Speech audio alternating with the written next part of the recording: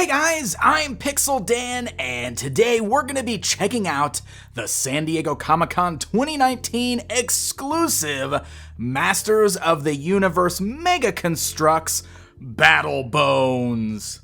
That is right, my friends. I've been a big fan of what MegaConstrux has been doing for the Masters of the Universe brand, and this year at Comic-Con they offered up an exclusive set. So they did do pre-orders for this ahead of the show, but it was only for attendees of Comic-Con, and then they sold them at the show. I am not sure if these are going to get sold online at some point, but I'm hoping so. But with that in mind, let's go ahead and just dive right in and take a look at this set. So as you can see, it does come in a really nice box that kind of continues the awesome artwork we've been seeing on the boxed MegaConstrux Masters of the Universe toys.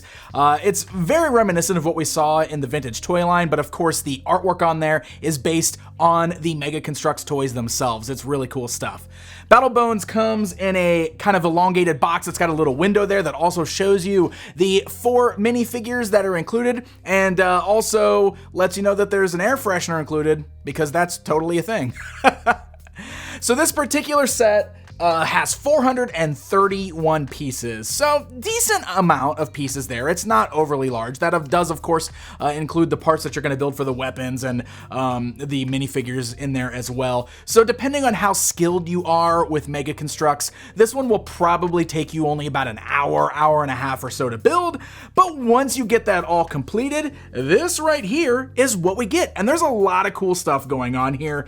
So let's go ahead and take a closer look. And I want to start with the minifigures, which seems to be my starting point every time we do one of these MegaConstrux videos.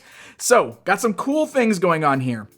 We'll start off with a look at the included Teela figure. So we have had some versions of Teela already released in the past. This particular version here does include the snake-like headdress. We've got the snake staff Ka. It's a bit of a longer version of Ka. And we've got her shield there as well. Also, the colors are a bit more of kind of that reddish brown, which was seen in the vintage toy line. So let me bring in the other Teelas here, or the same figures that have used the sculpts. Of course, Green Goddess we've had from Castle Grayskull. We've got the regular Teela release, so you can see the differences there. So again, the snake outfit we saw with the Green Goddess, now we've got it on our Teela there.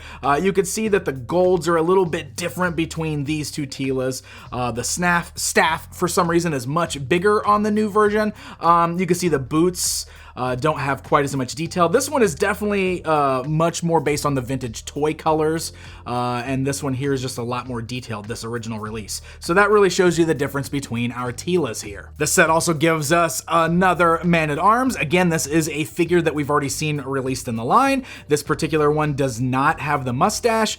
He's also got like a much brighter green and brighter yellows. This one is definitely inspired by the colors on the vintage toy for Man-at-Arms. For example, we can bring in this other version that we've got in the past. This one has kind of like the colored glove. It's more of a yellow color. He's almost got more of like a 2000X inspired paint scheme on there, because you can see the fur is colored on the armor and everything. So this new version with Battle Bones is definitely more inspired by the vintage toy. We got a brand new version of Faker with this, and there's some really neat things going on with this Faker. First of all, you'll notice that this version is battle damaged. So we've got some silver exposed on his face. You can see his upper right thigh and his lower right forearm are actually robotic pieces.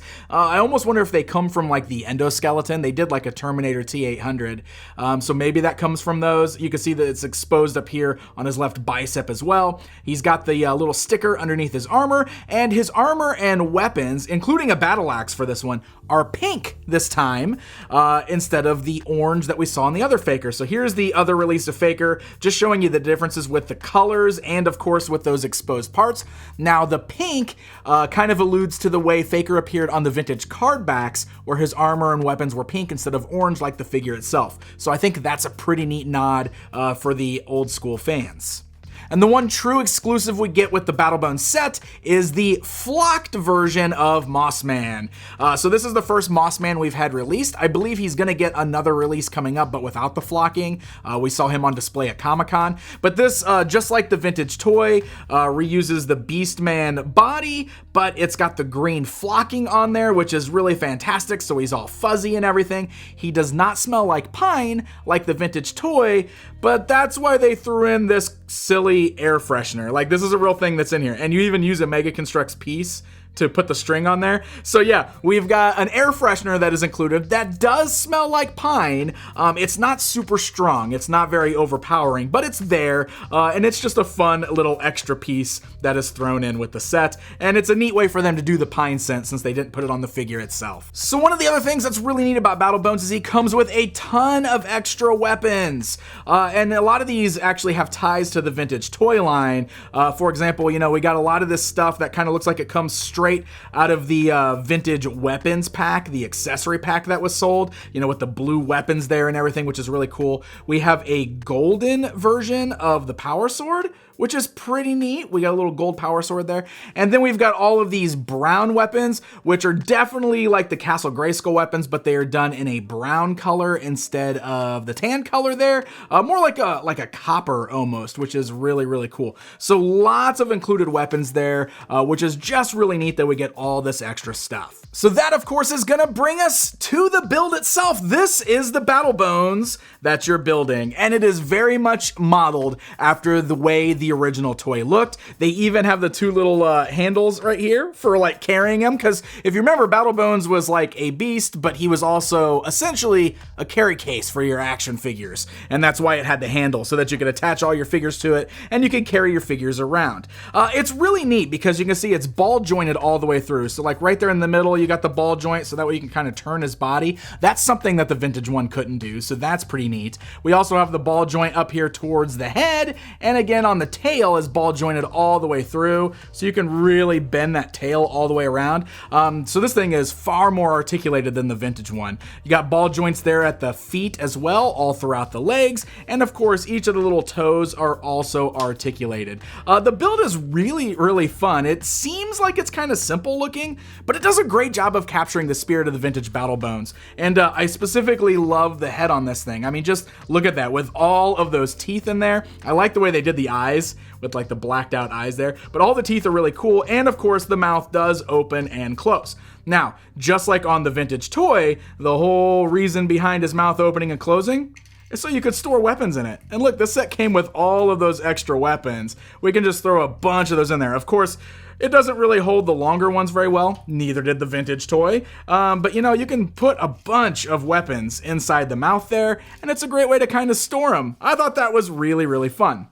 And of course, this does carry action figures just like your vintage toy. So, the way they did it on this one, instead of having the little C-clamps that clip around the figure's waist, we've got the little pegs that plug into the holes on the figure's backs. So here, if we go ahead and take Tila here, let's go ahead and attach her. Let's attach a bunch of figures on here, just so you can see what that looks like. And there we go, just like that. Look at that. We've got our BattleBones filled with all kinds of the little minifigures. So you can see, of course, they're going to be up off the ground just a little bit because of the way this is. I guess you can make it a little lower to the ground if you wanted to like really stretch out the legs to the side. But it's really neat. Those actually hold really well because they're just plugged into those pegs that are sized for the holes in the figure's back. And it's just really fun. It's a really neat recreation of one of those classic Masters of the Universe toys.